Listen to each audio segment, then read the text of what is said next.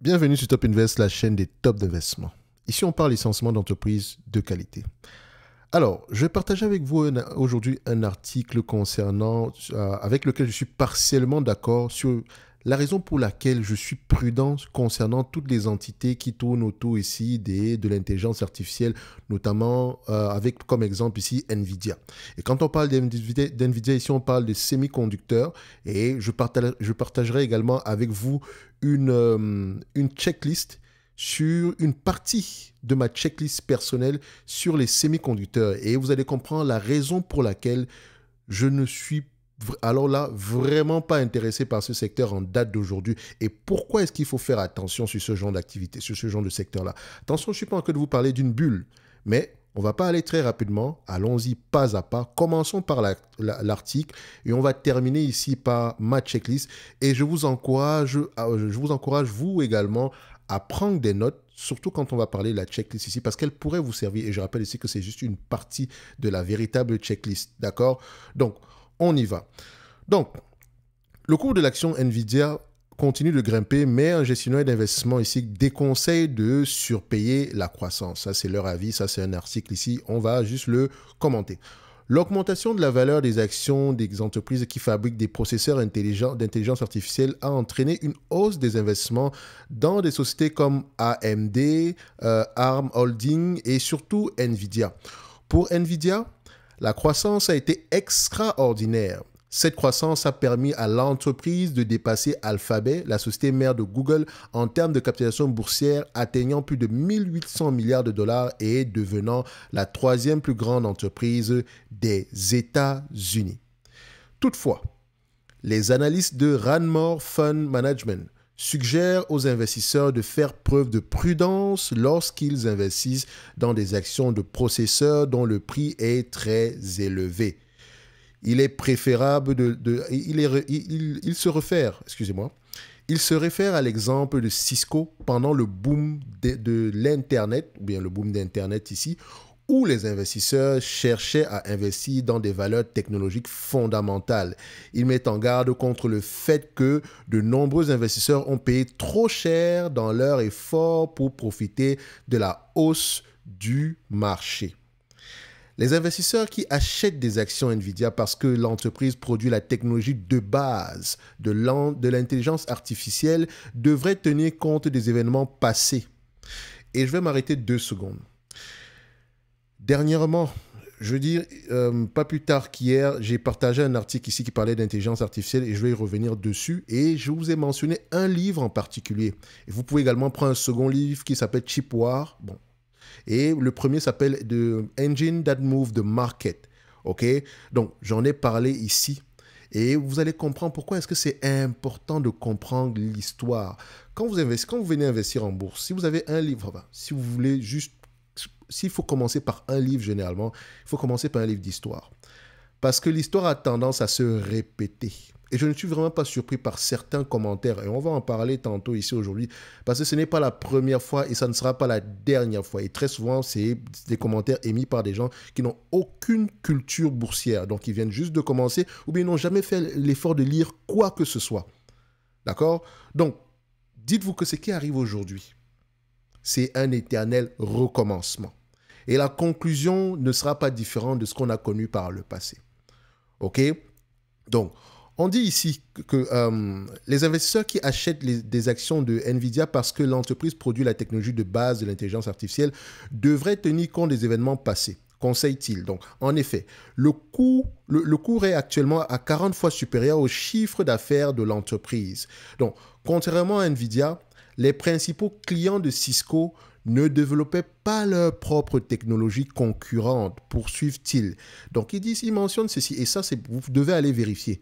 Que les différents clients d'NVIDIA, à savoir les différents data centers, etc., ne développent elles-mêmes leur propre technologie concurrente à NVIDIA. Donc peut-être ici, ils n'en auront pas besoin plus tard. Ce qui remet en cause ici la durabilité des revenus et des bénéfices actuels. Et au-delà même de cela, Je pense même déjà que ce secteur-là est cyclique. Et vous savez, pour ceux qui sont abonnés à la chaîne depuis très longtemps, que Nvidia, toutes les compagnies de semi-conducteurs, on a tendance ici à normaliser les résultats.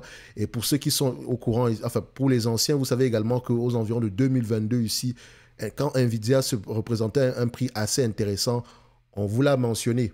Même si ça ne nous intéressait pas personnellement et on était très gourmand par rapport au prix. Et je vous ai encore mentionné que ce secteur-là ne m'intéresse pas du tout.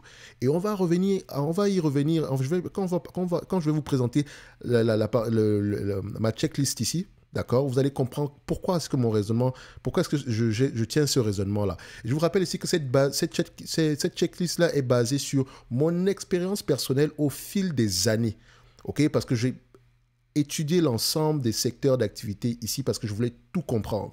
Ok, je ne dis pas que je comprends tout, mais j'ai une certaine idée de l'endroit où je devrais commencer quand je vais investir sur telle ou telle entreprise. C'est pour ça que je ne peux pas avoir le même raisonnement quand j'analyse X ou Y sur différents secteurs d'activité.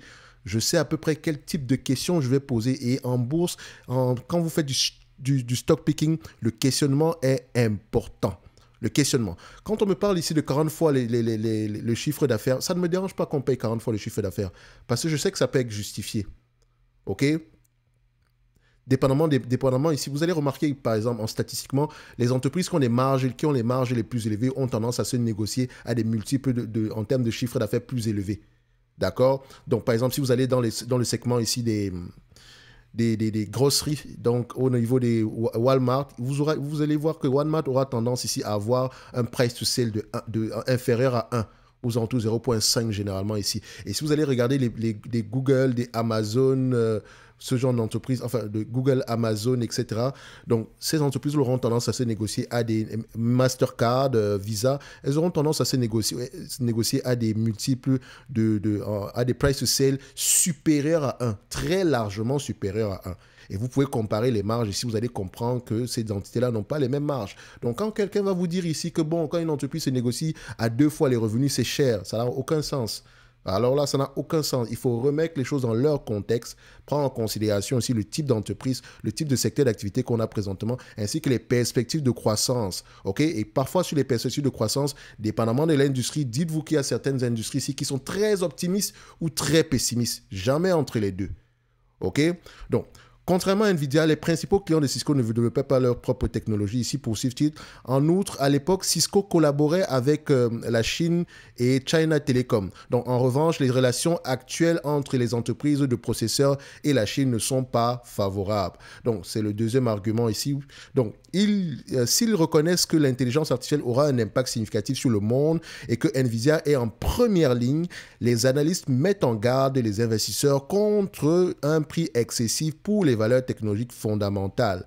Donc, cet article, donc, on dit ici que cet article a été produit et traduit avec l'aide de l'intelligence artificielle et a été revu par un rédacteur.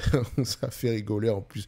Bref, ici, il vous mentionne que c'est un secteur cyclique et qu'on a également des clients qui ont tendance à développer une technologie concurrente ici. Donc, peut-être ici, ils vont se passer de certains de nos produits. Il mentionne également qu'il y a un marché potentiel il y a un marché potentiel ici, à savoir la Chine qui est actuellement sur lequel il y a assez de restrictions, notamment au niveau de l'exploitation de certains types ici de GPU. Donc, ça, c'est l'article. Et je suis partiellement d'accord avec lui. D'accord? Je ne suis pas en train de vous dire ici qu'il y a une bulle ou quoi que ce soit. Je considère que Nvidia, présentement, est très bien positionné pour profiter de la situation actuelle. ARM Holding, c'est différent. Elle, je pense qu'elle est très surévaluée. Même si je pense ici que s'il fallait choisir entre ARM Holding et Nvidia, j'aurais choisi complètement ici ARM Holding. OK? AMD, c'est un peu plus différent. D'accord? Enfin, c'est à peu près la même tendance ici que Nvidia. Ça, c'est l'article. OK? Et il y a quelques jours, même pas quelques jours, il y a quelques heures, j'ai partagé avec vous une vidéo qui s'appelait ici « Méfiez-vous de l'engouement pour l'IA ». C'est également un commentaire sur un article. Certains, comme d'habitude, ont compris ce qu'ils voulaient comprendre. D'accord? Donc, j'ai mentionné, vous avez remarqué que j'avais coupé les commentaires. Et vous allez comprendre que parfois, il y a une raison. C'est à cause de ce genre de commentaires que parfois, je n'ai juste pas envie de juste les activer. Mais je me dis également que je mets également tout le monde dans le même sac parce que 90%, même pas 90%, 99% des commentaires que je reçois ici sont extrêmement positifs. Clairement, des gens qui veulent apprendre. Mais quand on a ce genre de personnage, je ne sais pas qui c'est, checkez son commentaire. Et je l'ai mis épinglé, hein, parce que je ne veux même pas répondre à ce genre de choses. J'ai mis une petite réponse en bas et voilà. Je vous laisse aller voir ça. Je découvre votre vidéo proposée par YouTube. C'est mon excuse. Donc, s'il n'y avait pas ça ici, il ne serait pas venu. Et je pense que le titre ici, là, le titre ici était assez intéressant pour lui. Dommage. Donc, c'est la première fois que je vois une vidéo d'un OMA de l'IA. Déjà, je ne comprends pas c'est quoi OMA de l'IA. C'est quoi? Je ne sais pas ce que ça veut dire. Donc, si vous savez ce que ça veut dire en commentaire, laissez-moi savoir. Je n'ai pas encore fait le tour de ta chaîne. Que déjà, je me demande si tu n'as pas loupé le crin de l'oseille. C'est quoi ces termes-là? Donc, vous délirez, mon ami. Aucun respect. Franchement, aucun respect. On n'est pas des amis de toutes les façons, d'accord? Donc, vous souhaitez acheter des entités sous-évaluées? Non, même pas que je souhaite. C'est exactement ça que je recherche. Uniquement ça que je recherche. Des small caps, en fait? Non, pas nécessairement. Et je ne suis pas intéressé par les small caps. Désolé. Ok, donc ça se voit que tu viens juste d'arriver sur la chaîne ici. Et encore que je n'ai aucun problème avec les small caps. C'est quoi ce charabia? Déjà, on n'a jamais vu ce que toi tu as fait ici. Donc, ce que je mentionne, mon avis ici ne peut pas être considéré comme du charabia, surtout si on ne peut pas comparer avec ce que toi tu as déjà fait par le passé. Et vu ton commentaire déjà ici, je me pose la question de savoir quand est-ce que tu as commencé à investir. Mais il y a de fortes chances que ce monsieur n'ait pas assez d'expérience ou bien c'est quelqu'un qui ne prend pas la peine de s'informer ou de lire. Mais ce n'est pas plus grave que ça. On continue. Vous êtes à côté de la plaque, comme vous dites. Donc, c'est qui ce monsieur Gensler, votre cousin? Donc, quand on parle de Gensler ici dans le commentaire, sur l'article en question, Gensler, c'est le président de la SEC, qui mentionnait ici qu'il faut faire attention à l'IA, enfin, l'IA washing, si on va le dire comme ça. Par exemple, ici, toutes les entreprises ici qui vont commencer à vous mentionner l'intelligence artificielle dans leur rapport financier juste pour se faire passer pour ce qu'ils ne sont pas. Pourtant, je vous ai mentionné dans l'article ici que je suis pleinement d'accord avec ce qu'il dit. Parce que ce n'est pas la première fois. On a déjà vu cela avec comment on appelle ça? Je ne dirais pas avec le cannabis, mais avec tout ce qui concerne ici la voiture électrique. À côté, là. Tout à côté. Avant, c'était Internet. Avant ça, il y avait quoi encore? Je vais même oublier certains éléments ici. Mais ce n'est pas la première fois qu'on a affaire à ce genre. Voilà, quand on parle d'ESG ici, tout le monde veut se faire passer ici pour quelqu'un qui respecte l'environnement, même les compagnies pétrolières. Ça n'a pas de sens. OK? Donc, il faut faire attention à ce genre d'éléments-là. Et très souvent ici, les entreprises vont vous parler, vont survendre l'intelligence artificielle alors qu'elles-mêmes ne savent pas comment ça va impacter leur business. Donc, il me dit également, vous ne connaissez certainement pas les 7 fantastiques dans lesquels il falla que vous investissiez en 2022. Ah, j'adore la partie il failla. Merde, mon français est en lambeaux. Que vous investissiez en 2022 et même encore maintenant. Oui, là, je suis d'accord avec toi. Certaines de ces entreprises-là sont encore intéressantes même aujourd'hui. Et si tu es un ancien de la chaîne, tu sais pertinemment sur lesquels je suis investi en date d'aujourd'hui. Et quand c'était difficile où tout le monde demandait de vendre ici, qu'est-ce qu'on a fait? Toutes les vidéos sont là. Je n'efface aucune vidéo de toutes les façons. Tu peux retourner sur Nvidia là, en 2022. En octobre 2022, qu'est-ce qu'on disait sur Nvidia? SM comment on appelle ça? Comment on appelle encore ça? Microcomputer ou un truc comme ça. Vas-y voir quand on regardait ça dernièrement ici. Elle était sous-évaluée, on l'a pleinement vu. Mais je ne suis pas investi sur ces entités-là, ça ne m'intéresse pas. Et ce n'est pas plus grave que ça. Je peux faire ici avoir je n'ai pas de regret quand je n'investis pas sur une compagnie. J'ai plutôt du regret d'avoir investi sur des entités sur lesquelles j'ai perdu de l'argent. OK? Donc, je ne regrette jamais de ne pas avoir acheté une quelconque quantité parce que je sais une chose, c'est que les opportunités vont se représenter un autre jour. Et encore, ce genre d'entreprise ne m'intéresse pas du tout, encore une fois. Et tu vas comprendre pourquoi. Donc, votre chaîne s'appelle Top Invest et vous ignorez l'intelligence artificielle? Oui, pleinement. J'ignore littéralement l'intelligence artificielle. En tout cas, si tu parles ici enfin, quand je dis j'ignore pleinement l'intelligence artificielle, franchement, je n'investis pas sur une compagnie parce qu'elle est dans l'intelligence artificielle ou quoi que ce soit. Non, pas du tout. C'est la pluie des choses à faire présentement. OK? Donc, c'est quoi vos actions? Engie, Orange, Casino, Atos, Orpea. Bon, je t'encourage à aller voir les vidéos surtout les premières sur Engie, Orange, Casino, Atos et Orpea. Tu vas comprendre. D'accord? Donc, ça, c'est le commentaire que je reçois. Et parfois, quand je vois ça, je me dis, merde, il y a encore beaucoup de travail à faire. Mais Voilà, comme je l'ai mentionné tantôt, hein, c'est 1% des 99% des messages que des 100% enfin, des messages que je reçois, c'est 1%. Mais ce 1% là, ça peut vous gâcher littéralement la journée. OK?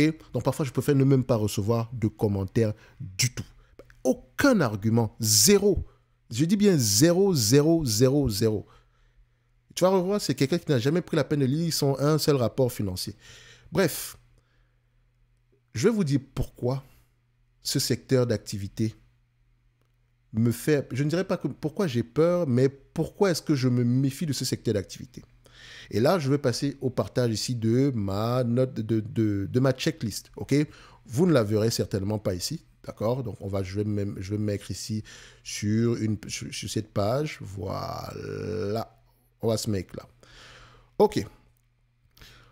Comme de nombreux domaines technologiques, l'environnement commercial de l'industrie des semi-conducteurs et des équipements pour semi-conducteurs, les deux vont ensemble. Et quand on parle d'équipement ici, on parle des entités comme AMAT, donc Applied Material, comme, comment ça s'appelle, BESI, BE Semi-conducteurs, comme on appelle ça, ASML. Et encore que ASML, on l'a spoté à un prix assez intéressant, qu'on a même ajouté dans notre watchlist, dans nos notes d'analyse ici. Je rappelle que le lien vers les notes d'analyse est encore disponible en description de la vidéo. Donc, l'environnement commercial de l'industrie des semi-conducteurs et des équipements pour semi-conducteurs est hautement compétitif et est sujet à des changements rapides et souvent imprévus. Et quand on parle d'imprévus, retournez en 2022, en fin d'année 2022, vous allez comprendre qu'on ne parlait pas d'intelligence artificielle. Ça existait déjà, mais on ne voyait pas encore, on n'avait pas encore parlé d'OpenAI, tout cet engouement-là, on ne l'avait pas encore. Or, on était sur un cycle baissier pour les semi-conducteurs. Après avoir ici eu une pénurie pendant la pandémie, vous vous rappelez? Ce n'était pas si loin. Ce n'était pas si loin. Et toutes les entreprises, si vous parlez de quoi? D'inventaire, réduction de l'inventaire, etc. C'est encore là. Allez-y lire les rapports financiers. Ce climat commercial dynamique pose des défis importants au management d'une entreprise, exige que les entreprises s'adaptent rapidement à l'évolution des conditions du secteur. Donc, comment anticiper les plus hauts et les hauts et les bas? Il est important de comprendre que le secteur a toujours été très cyclique historiquement et il faut donc analyser les performances et la valorisation d'une entreprise dans ce contexte. Donc, quand je prends une entité comme Texas Instruments, je sais que c'est un business cyclique. D'accord? C'est un business cyclique. Regardez déjà les revenus. Pour les anciens, vous savez à quoi ça ressemble un business cyclique. D'accord? Vous savez à quoi ça ressemble. Et toutes les entreprises, je dis bien toutes les entreprises, qui sont dans le segment des semi-conducteurs sont cycliques. Je dis bien cycliques. Certaines le sont moins que d'autres, mais toutes sont cycliques. Donc, les cycles durent généralement entre 3 et 7 ans. N'allez pas aller chercher l'information. Donc, je sais ici que Nvidia, ça peut durer entre 3 et 7 ans, la croissance actuelle, sur Nvidia. Surtout qu'elle est leader présentement avec presque pas de concurrents. Mais les concurrents ne dorment pas. Ils ne dorment pas. Ne l'oubliez jamais. Ils ne dorment pas. D'accord? Donc, et les revenus du secteur fluctuent généralement de 30%, voire plus, dans un sens ou dans l'autre.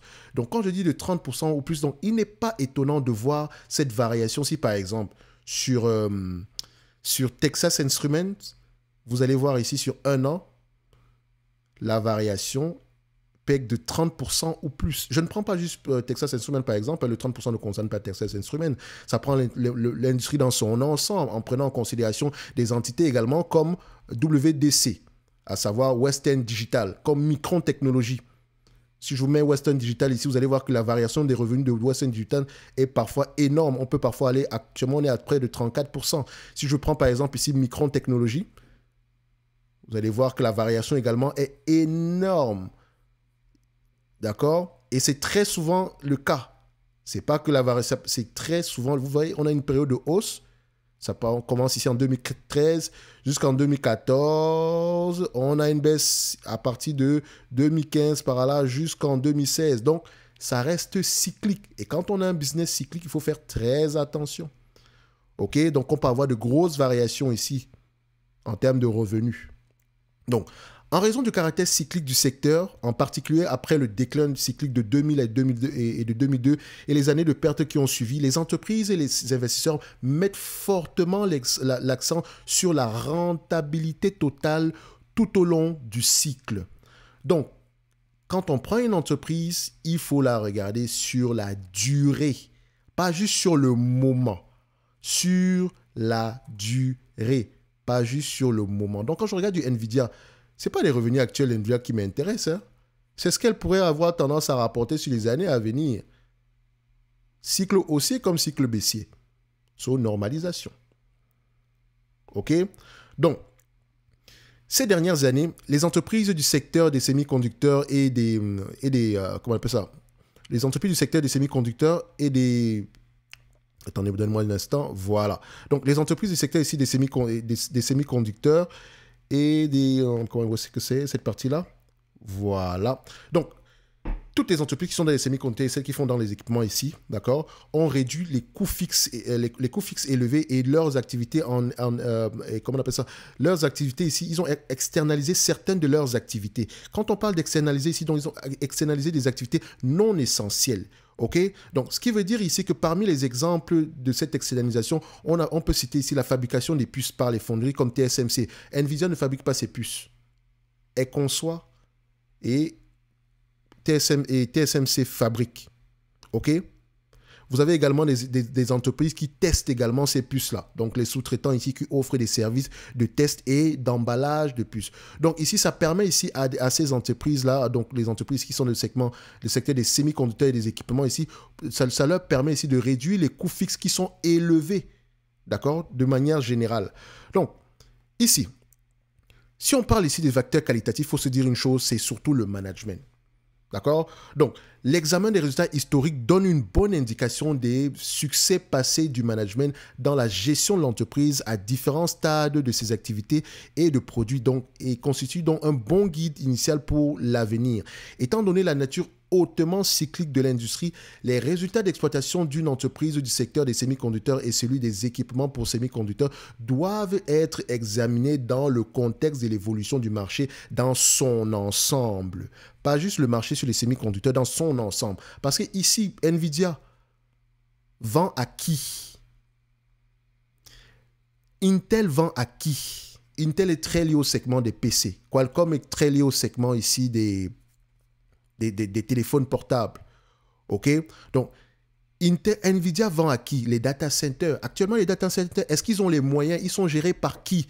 On va avoir des... comment on appelle ça? On va avoir des Google, on va avoir des Microsoft, on va avoir des Apple. C'est eux qui dépensent essentiellement présentement. Ils ont les moyens de le faire. Surtout pour faire la course, pour essayer de ne pas perdre la face ici dans la course à l'intelligence artificielle. OK? Et je te rappelle ici que toutes ces entreprises avaient déjà commencé à travailler sur leur propre, entre parenthèses, ChatGPT. C'est juste OpenAI ici qui a eu le first mover advantage. Enfin, qui a sorti son intelligence artificielle en premier. Générative, il faut mentionner, parce qu'il y a plusieurs types d'intelligence artificielle. D'accord? Donc, c'est elle qui était la première à sortir. Les autres ont suivi. Mais ça ne veut pas dire ici qu'elle ne travaillait pas dessus. Si vous regardez les rapports financiers ici de Google, avant 2022, on parle déjà d'intelligence artificielle. Allez-y, regardez les rapports annuels de 2021, 2020. Allez taper intelligence artificielle ou bien artificial intelligence, vous allez trouver. D'accord? Faites la recherche vous-même.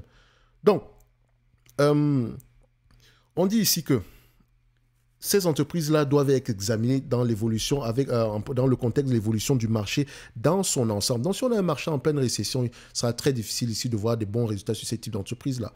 D'accord? Donc, faites attention. Par exemple, la performance opérationnelle lors d'un ralentissement de l'industrie est un indicateur de la capacité de la direction à faire face aux tempêtes. Donc, les performances de l'entreprise par rapport à ses concurrents sont également essentielles.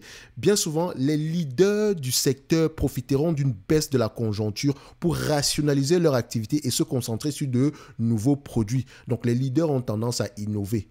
D'accord? Les leaders ont tendance à ne pas perdre d'argent, même quand tout va mal. Prenons Nvidia.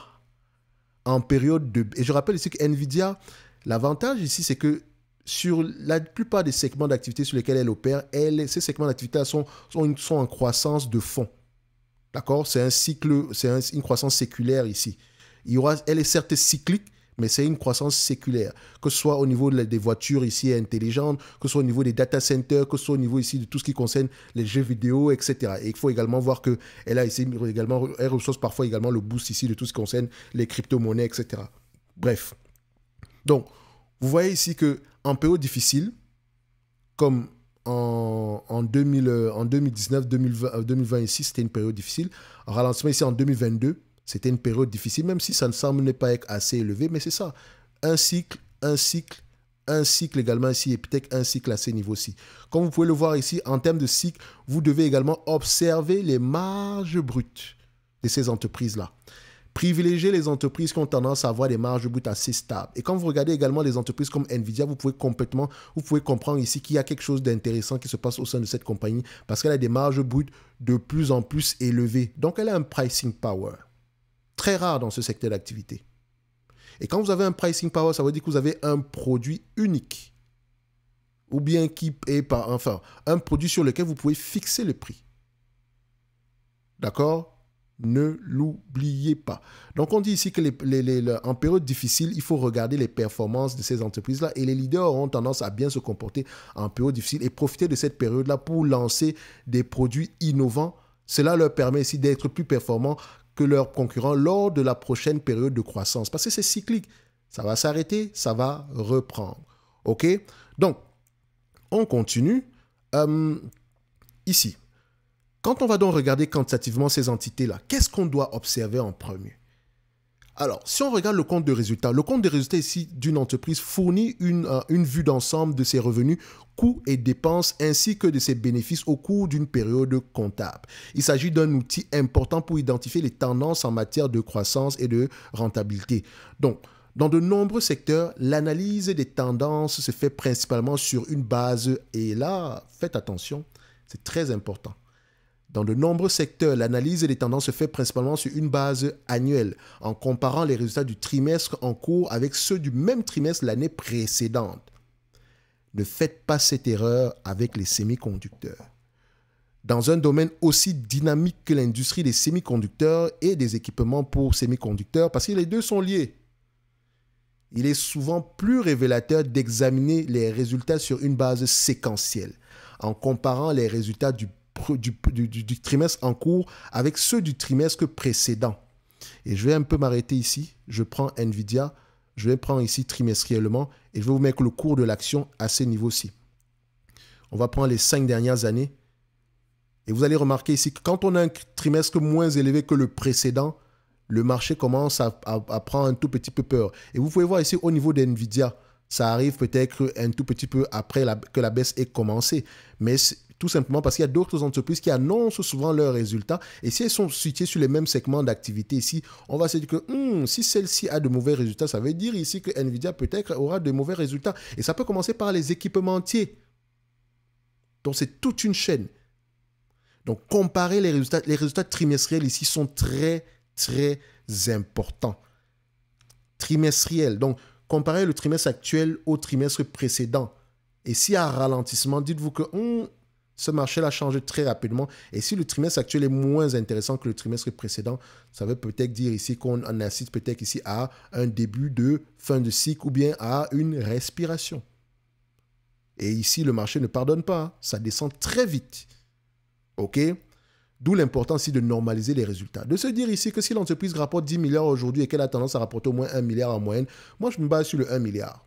Le 10 milliards ici, ce n'est que le 9 milliards supplémentaires, c'est que du bonus. Si ça dure, tant mieux. Mais ici, le cycle dure généralement que 3 et 7 ans. Et comme je l'ai dit, soyez curieux, allez vous-même rechercher ces informations-là. Les informations que je vous donne ici, allez rechercher. D'accord? Donc, il est souvent plus révélateur également, comme on le mentionnait tantôt, d'examiner ici les résultats sur une base séquentielle en comparant ici les trimestres en cours avec ceux précédents. Donc, ce type d'analyse donne une image plus claire des changements récents observés dans le contexte économique.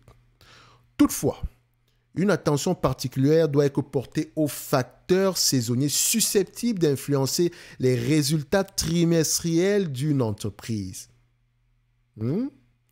Par exemple, de nombreuses entreprises de fabrication de puces connaissent un ralentissement en été en raison de la base du volume d'affaires en provenance des pays européens. Et quand je parle de l'été ici, c'est l'été du point de vue Amérique du Nord. Ok, bon, qu'on dit, est-ce que c'est même la même chose en Europe? Je n'en sais rien du tout. Mais en été ici, il y a un ralentissement, tout simplement parce que on dit ici que, par exemple, de nombreuses entreprises de fabrication de puces connaissent un ralentissement en été en raison de la baisse du volume d'affaires en provenance des pays européens. Donc, la demande en provenance de cette région chute généralement au cours du 3e trimestre de l'année civile, mais elle reprend au 4e trimestre une fois que les employés sont rentrés de vacances et que les entreprises se préparent à la période des fêtes de fin d'année. Et vous êtes en Europe, n'est-ce pas? La plupart du temps, la majeure partie des abonnés ici sont en Europe. Est-ce qu'il y a un ralentissement des activités en été dans vos différentes entreprises? Et vous allez comprendre ici que c'est peut-être, on peut avoir ici des résultats moins élevés. Par exemple, le troisième, généralement l'été, c'est généralement au 2e trimestre. 2e trimestre, une partie du 3e trimestre. D'accord? Ça pourrait reprendre aux alentours du 4e trimestre ici. Donc ça peut arriver.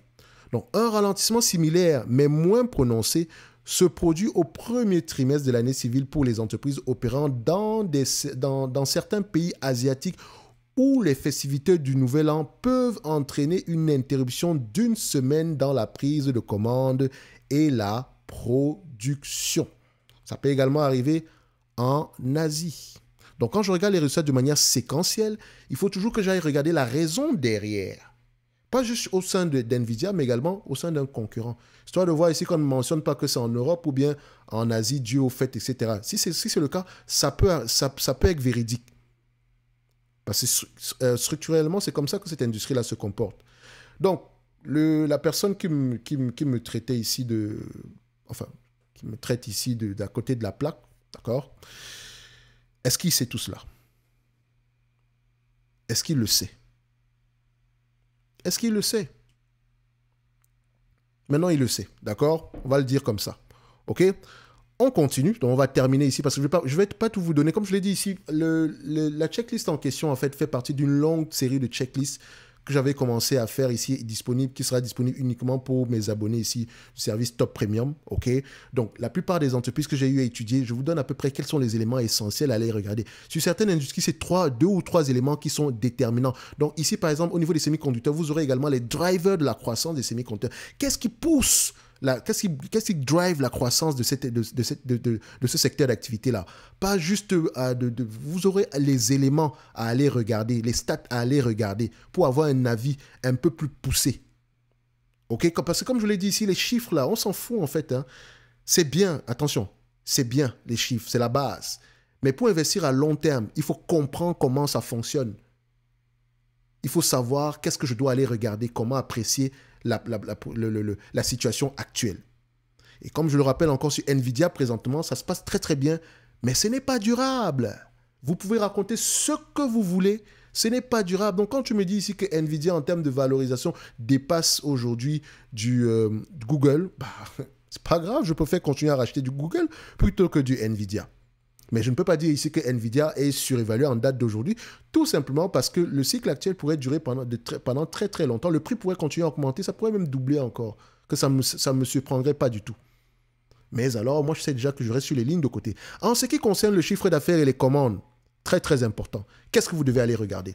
Il est très important de suivre l'évolution des ventes et des fabricants de puces, car ce chiffre phare donne une idée générale de la vitalité de l'activité. L'industrie des semi-conducteurs et celle des équipements pour semi-conducteurs ont ceci de particulier que dans des conditions de marché, ça me fait rigoler, dans des conditions de marché normales, je dis bien normales, les prix baissent à un rythme régulier. D'accord? Dans des conditions de marché normales, les prix baissent à un rythme régulier. Par conséquent, les entreprises de semi-conducteurs font souvent état d'une forte croissance des volumes unitaires. Les prix des produits vendus dans un environnement normal baissent. N'augmentent pas, baissent. D'accord? C'est la raison pour laquelle les volumes vont peut-être, les volumes de vente unitaire vont augmenter, tout en affichant ici des tendances de revenus stables ou en baisse. D'accord? Donc, quand ce secteur d'activité est en période d'opération normale, je dis bien normal, le prix baisse. Pas le prix de l'action, mais le prix des produits vendus baisse ici. Et il favorise ici l'augmentation des volumes. Donc, quand on est dans une période exceptionnelle, les volumes augmentent et le prix augmente, comme ici avec Nvidia. Volume et prix augmentent des produits qu'elle vend. Parce qu'elle est la seule, c'est l'une des seules compagnies à proposer ça ici aujourd'hui. Les gens se l'arrachent au point où elle n'arrive pas à satisfaire la demande. C'est une période exceptionnelle. OK? C'est une période exceptionnelle. Donc, cette dynamique accroît la difficulté liée à la prévision des ventes futures. Donc, quand tu me dis ici que du Nvidia, on va avoir ici une croissance élevée sur les mois à venir, excuse-moi, mais je ne suis pas très... En fait, ça me laisse à 37 degrés. Parce que ça, là, ça pourrait changer. Juste vous montrer une chose. Il y a 6 mois, on parlait déjà d'intelligence artificielle. On s'attendait à 17,36 $ l'action pour 2027. Aujourd'hui, c'est 30 $. Ça a presque doublé. N'est-ce pas? Aujourd'hui, c'est 30 $ l'action en 2027. Et ça pourrait être moins élevé sur les années à venir. Donc, il faut faire attention ici. C'est un secteur qui change très vite. Très, très vite. Donc, vous comprenez pourquoi Warren Buffett n'investit pas sur ce genre d'entité-là. Parce que le changement technologique ici, ou bien la sensibilité ici à la macroéconomie en général est très prononcée. Mais c'est également un secteur où on peut faire beaucoup d'argent quand on sait à peu près choper les entités à un cycle baissier. Quand le cycle est baissier. D'accord? Donc, les commandes en attente, à savoir les commandes reçues mais non livrées, et encore ça c'est important. D'accord? Donc, les commandes en attente peuvent être repoussées ou annulées par le client, de sorte que les sociétés de semi-conducteurs ne comptabilisent pas les revenus tant que les produits n'ont pas été expédiés. Donc, vous qui regardez les volumes de commandes là, dites-vous une chose, c'est que l'entreprise qui commande n'est pas obligée de payer. Elle peut annuler la commande. Donc, quand tu vas te dire ici que les volumes de commandes augmentent, etc., dis-toi que pour le moment, c'est élevé. Ça peut également être divisé par 2 au trimestre suivant. Ou bien les 6 mois suivants. Donc, on dit ici, également, il faut mentionner une chose. Ces entreprises-là, à partir de 2001, d'accord, cette pratique est devenue encore plus conservatrice, à savoir ici les commandes par rapport aux commandes, les commandes en attente, de telle sorte que les entreprises ayant tendance à ne comptabiliser les recettes qu'au moment de l'acceptation complète du produit par le client plutôt qu'au moment où il quitte les locaux du fabricant. Parce que certains avaient tendance ici à frauder. On dit ici qu'on a vendu parce que le produit a quitté l'entrepôt, alors qu'on est parti, si vous connaissez à peu près ce qu'on appelle le channel stuffing. Channel stuffing. OK, allez-y rechercher. Ou bien allez regarder le livre qu'on appelle Accounting Shenanigan. D'accord? Vous allez aller voir à peu près comment est-ce que les gens peuvent manipuler ici les données. Donc les commandes, le volume de commandes, ça ne veut rien dire du tout. Alors là, pas du tout. Ça ne veut rien dire du tout. Surtout, regardez, quand vous allez lire les rapports financiers, comment est-ce que l'entreprise comptabilise les revenus? Est-ce qu'elle comptabilise quand elle ship le produit ou elle comptabilise une entité comme elle comptabilise le produit comme étant vendu ici quand le client accepte le produit? Parce que c'est 2 choses différentes. Donc le monsieur qui me critique, tu vois, tu comprends, il y a des choses ici que tu devrais aller regarder au-delà des chiffres que tu regardes présentement. Donc étudier une entreprise comme Nvidia, on ne se lève pas, on le fait en 1 heure de temps. Hein. Après, ce n'est pas très dur non plus. Il ne faut pas vous dire, pas passer toujours tout ceci. Dès que vous avez le pense-bête ici, vous savez à peu près, OK, revenus, comment est-ce qu'on enregistre ici par rapport aux commandes? Comment est-ce qu'on enregistre les revenus ici? OK, est-ce que les revenus sont enregistrés? Est-ce que les ventes sont enregistrées quand on ship le produit ou bien les ventes sont enregistrées quand le client accepte le produit? OK? So, on on dit ici que l'acceptation complète du produit par le client, donc on valide ici la commande, on valide ici la vente quand le client accepte le produit plutôt qu'au moment où il quitte les locaux du fabricant. Donc cette pratique permet d'éviter l'embarras d'avoir à expliquer les manques à gagner lorsqu'un ralentissement s'installe et que des puces commandées mais non payées se retrouvent soudainement bloquées dans les circuits de distribution. OK? Alors, de nombreuses entreprises, mais pas toutes, hein, attention, fournissent des données sur le carnet de commandes. Donc, vous pouvez également aller suivre ça. Donc, le carnet de commande, quand on parle de carnet de commande ici, ce n'est pas quelque chose que vous allez voir au niveau du compte de résultat. Attention. Donc, néanmoins, la tendance des commandes est un bon indicateur avancé des ventes et des suivis de prêt et comment on dit ça? Et ce carnet de commandes-là, enfin, le volume de commandes est suivi de près, généralement ici, par les différents investisseurs. D'accord? Donc, le rapport, généralement ici, book to bill. On va revenir sur le book to bill ici. Donc, on peut dire, comment on appelle ça? Les commandes, le ratio commande facturée, donc commande versus facturation ici. Donc, le rapport ici, book to bill, à savoir les commandes trimestrielles divisées par les ventes trimestrielles. Quand on parle de facturation, si on parle de ce qui a été vendu ici, donc les ventes trimestrielles. Donc, book to bill ici, c'est le ratio commande trimestrielle VS, enfin, sur les ventes trimestrielles, mesure de manière concise l'évolution des commandes par rapport aux ventes. D'accord? Donc, un rapport book-to-bill supérieur à 1 indique que les commandes en cours sont supérieures aux ventes en cours, ce qui laisse présager une croissance des ventes à court terme. Donc, quand tu vas regarder ta compagnie de semi-conducteurs là, par rapport à ce qu'elle vend, pose-toi la question de savoir quel est le book-to-bill, si elle donne d'ailleurs cette information-là. Donc, on dit ici qu'à l'inverse est vrai par rapport également au book-to-bill. Donc, si elle a un book-to-bill inférieur à 1, ça veut dire qu'on s'attend peut-être ici à un ralentissement. Donc, en raison de la nature cyclique du secteur et des fluctuations importante des ventes, il est important de mesurer les ventes non seulement par des comparaisons d'une année sur l'autre, d'abord en savoir ici en comparant les résultats l'année précédente ou les trimestres précédents, mais aussi sur une base séquentielle, par exemple ici les trimestres d'un trimestre à l'autre. Donc quand on parle ici d'un trimestre précédent, donc c'est-à-dire que le Q4 2024 doit être comparé au Q4 2023. D'accord? Et vous pouvez également comparer le Q4 2024 et le Q3 2024. Ça, c'est de manière séquentielle. On l'a expliqué plus haut. Donc, cet examen fournit des informations sur le cycle et permet d'illustrer efficacement les pics et les creux en matière de revenus et de manière efficace, bien sûr. Donc, en ce qui concerne les équipements pour semi-conducteurs, il est souvent plus utile d'examiner l'évolution des commandes que celle des ventes. Donc, il faut souvent intéressez-vous à l'évolution des commandes. Parce que si les commandes commencent à ralentir, ça veut dire ici que les ventes vont ralentir. D'accord? Donc, car les commandes sont indicatives des perspectives d'avenir alors que les ventes déclarées reflètent le passé.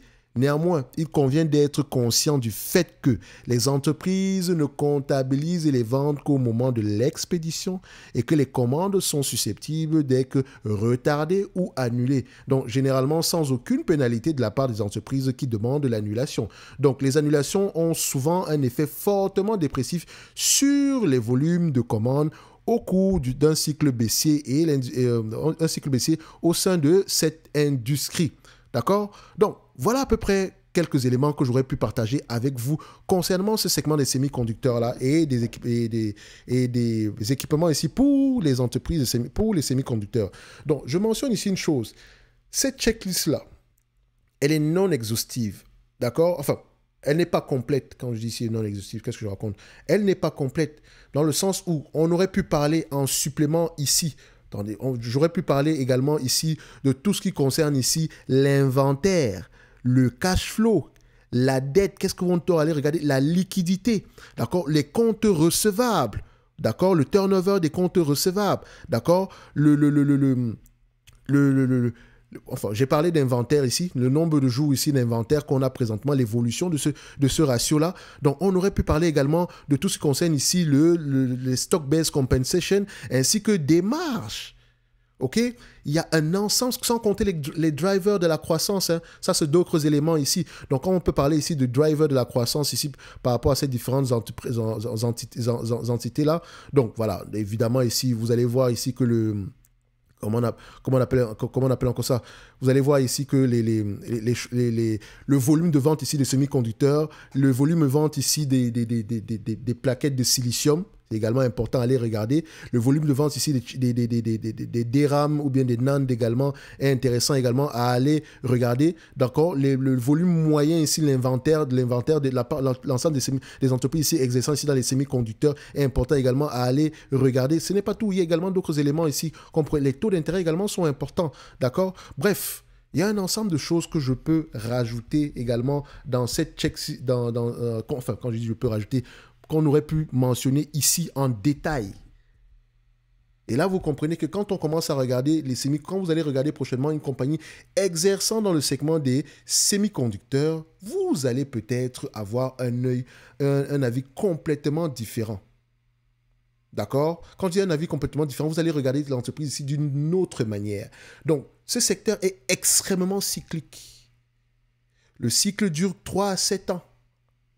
Et très souvent, quand on est dans un environnement normal, les volumes augmentent et les prix baissent. OK? Et donc, la période actuelle par rapport à Nvidia est exceptionnelle. Et ça pourrait durer. Pour avoir une idée générale de jusqu'à combien ça pourrait aller, regardez la taille du marché, l'approximation au niveau des produits que Nvidia vend ici aujourd'hui. Et n'oubliez pas que la concurrence également est là. Et Nvidia fait beaucoup d'argent tout simplement parce qu'elle arrive à fixer son propre prix. D'où l'augmentation des marges brutes ici. J'ai parlé presque pendant 1 heure de temps. Un like, un abonnement, un commentaire, ça fait toujours plaisir. Dites-vous ici que quand on parle de manière quantitative d'une entreprise, ce n'est pas parce qu'on peut parler plus loin que ça. OK? Mon but ici n'est pas d'aller en profondeur, d'accord? J'ai également des services adjacents ici, d'accord? Pour ceux qui veulent aller plus loin, le lien est dans la description de la vidéo. Actuellement, vous ne pouvez pas retrouver ici, vous n'avez pas la possibilité ici de prendre cette note d'analyse-là. Pour le moment, ici, j'ai fermé complètement tout cela et on va revenir dessus ici peut-être au courant du mois d'avril. OK? Donc, la priorité est à ceux qui sont déjà dans le programme en date d'aujourd'hui. OK? Donc, on reviendra ici sur d'autres segments d'activité parce que sur d'autres secteurs également, comme les data processing, etc., que j'avais partagé également une partie il y a quelques temps, juste une petite partie. Hein, d'accord? Dites-vous que chaque secteur d'activité est complètement différent. On doit le regarder d'une certaine manière. OK? Donc, par exemple, quand on regarde ici, ce que j'ai appelé clairement ici, les notes de rappel, household product, consumer, etc., chacun ici a sa note, sa checklist. Je l'ai mis en anglais parce que je lis uniquement en anglais. OK? Donc, ça me permet ici, je n'aime pas traduire généralement. OK? Donc, quand je dis je n'aime pas traduire, les termes ici, je n'aime pas les traduire parce que je peux m'embrouiller moi-même dans ces termes-là. OK? Donc, si je vais dans les healthcare technologies, qu'est-ce que je vais aller regarder? Dans le segment des software, je vais regarder quoi? Communication equipment, je vais regarder quoi? Pharmaceutical, je vais regarder quoi? Ce sont des mini formations. D'accord? Vraiment, quand tu les prends ici, et que tu vas analyser une compagnie dans les semi-conducteurs, et je recommande toujours de le faire avec une compagnie sur laquelle on peut pratiquer, parce qu'il faut pratiquer. Si vous ne pratiquez pas, ça ne sert strictement à rien du tout. D'accord? Donc, je check. Revenu, ok, c'est croissant, d'accord, c'est en décroissance. Pourquoi? Est-ce que les volumes augmentent, etc., etc., etc. Bref, un like, un abonnement, un commentaire. Et je remercie également le commentaire de ce monsieur-ci. Je ne sais même pas comment on lit ça, mais sache qu'ici, on n'est pas sur cette chaîne pour rigoler, en fait. D'accord? Si tu veux du divertissement, tu sais où est-ce que tu peux aller trouver ça. Ici, on ne divertit personne. D'accord? On est là pour apprendre. Donc, quand tu critiques, tu viens avec des arguments, on avance tous. Parce que nous également, on veut avancer. Mais quand tu viens raconter des bêtises pareilles, franchement, je ne sais pas. Tu veux quoi? Que je supprime ton commentaire? Non. Je vais le laisser comme ça et les abonnés se chargeront de te répondre. Peut-être que si tu auras... Toi-même, tu vas effacer ton commentaire. OK? Bref, merci à tous ceux qui sont toujours là. Commentez, les commentaires sont ouverts. Hein. Je m'excuse de les avoir fermés ici. Et je remercie également un abonné très particulier de m'avoir remis ici sur le droit chemin. D'accord? Donc, notamment ici, j'avais du mal avec ce genre de commentaires-ci. Or, je ne vais pas ici handicaper tout le monde alors qu'on a une seule personne ici qui raconte de la merde à chaque fois. Et ce n'est pas la même personne. Hein. Je peux également me tromper et je ne refuse pas ici. Donc, moi, j'aime bien quand on me reprend ici avec des arguments, ça et ça et ça. J'aime ça. Parce que ça me permet d'apprendre. Je ne connais pas tout. Je ne connais pas tout. OK? Donc, je vous laisse aller voir ça. Et on va se donner rendez-vous ici sur la prochaine vidéo. N'oubliez pas, en lien dans la description, si vous avez accès aux notes d'analyse jusqu'au 29 du mois de février. D'accord? Les notes d'analyse sont basées sur ma lecture des rapports financiers, des coûts de conférence call. Je vous dis à peu près ce que je pense d'une compagnie ici et je continue à faire le suivi derrière. Donc, on lit, on écoute les conférences call et on fait le travail d'analyse comme il se doit. Mais attention, les notes d'analyse, ce n'est pas très long. C'est une petite page ici. Ça vous permet ici de comprendre à peu près qu'est-ce qui s'est passé au courant du trimestre précédent ici et est-ce qu'il y a des problèmes ici en cours ici de résolution ou bien sur lesquels il faudrait prêter attention. D'accord? Très souvent, voilà, c'est juste ça. Au moins, quand vous lisez, parfois, parce que je sais que la langue également peut être une barrière, même si vous avez la traduction ici, mais laissez-moi vous dire que parfois vous traduisez, le traducteur n'est pas parfait. Ça mot à mot et franchement, c'est pas l'idéal. Bref, mais c'est déjà un début à tout. Donc, continuez à lire vos rapports financiers pour tous ceux qui veulent investir sur Nvidia ou bien sur comment, Micro Focus, je ne sais pas comment ça s'appelle encore cette compagnie-là.